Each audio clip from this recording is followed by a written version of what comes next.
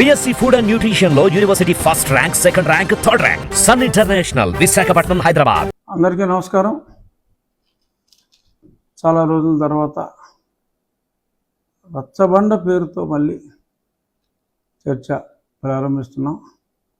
మధ్యలో ప్రెస్ మీట్లు ఈ రకంగా మీడియా ముందుకు చాలాసార్లు వచ్చినప్పటికీ మరి రచ్చబండ అనే కార్యక్రమం అయితే నేను నిర్వహించాలని అనుకోకపోయినప్పటికీ మరి ఈరోజు న్యూస్ పేపర్ చూసిన తర్వాత జగన్మోహన్ రెడ్డి గారు తన ఇంటికి సుమారు 45.5 కోట్ల వ్యయం ఖర్చు పెట్టారు. ప్రభుత్వ సొమ్ము ₹1 తీసుకున్న వ్యక్తి 45.5 కోట్ల రూపాయలు తన సొంత ఇంటికి, మరి ఆ పక్కనే ఆయన సొంత అవసరాల కోసం నిర్మించుకున్న ఆఫీస్కి కలిపి ఖర్చు పెట్టారు అని అంటే చాలా ఆశ్చర్యం అనిపించి, మరి ఆ సందర్భంగా కర్మ సిద్ధాంతం కూడా నాకు గుర్తొచ్చి మరి ఈ విషయం ప్రజలందరికీతో కూడా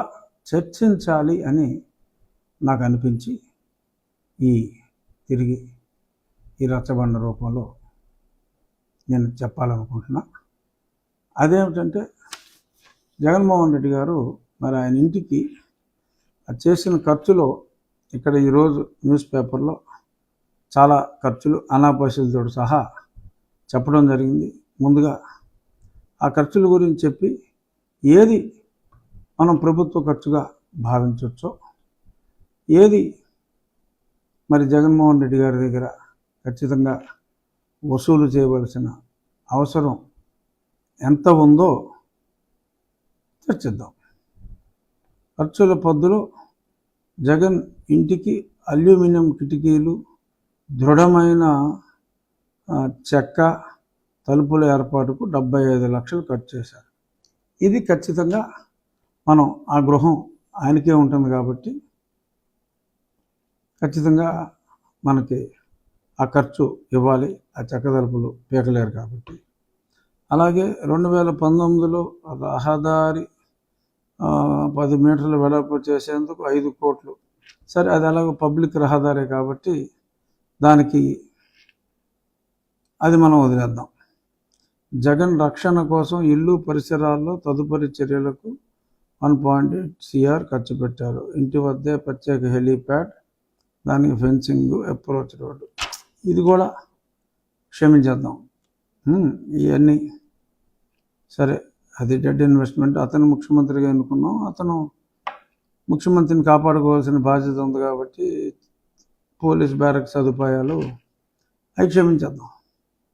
అత్యాధునిక విద్యుత్ వ్యవస్థ, CCTVలు, వీటి కోసం 3.62 కోట్లు ఖర్చు పెట్టారు. ఇది కలెక్ట్ చేయాల్సిందే.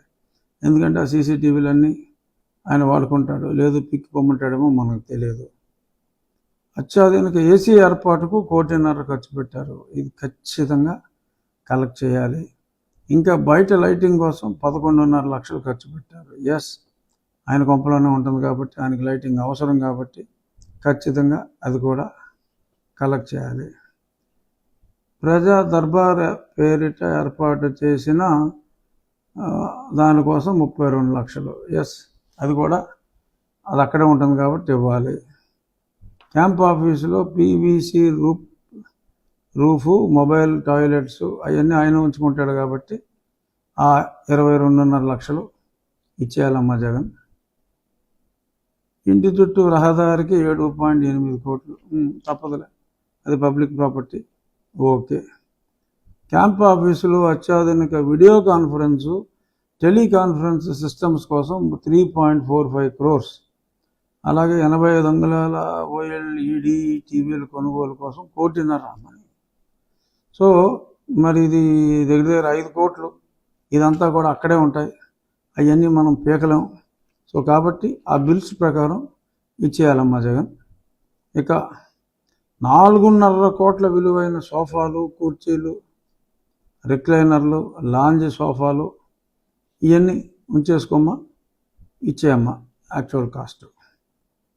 ఆలయాల సెట్టింగులు, ఇతర ఆర్భాటాల పేరిట 1.67 కోట్లు. మరి ఆలయాల సెట్టింగ్లు అంటే మరి గుడికెళ్ళు ఆయన మిస్సెస్ రారు కోసం తాత్కాలికంగా సరే అది సస్పెన్స్లో పెడదాం. సో ఇలా ఈ 4.5 కోట్లలో మరి చాలా అమౌంట్ ఇప్పుడు జగన్మోహన్ రెడ్డి గారి దగ్గర మనం కలెక్ట్ చేయాల్సిన అవసరం ఉంది.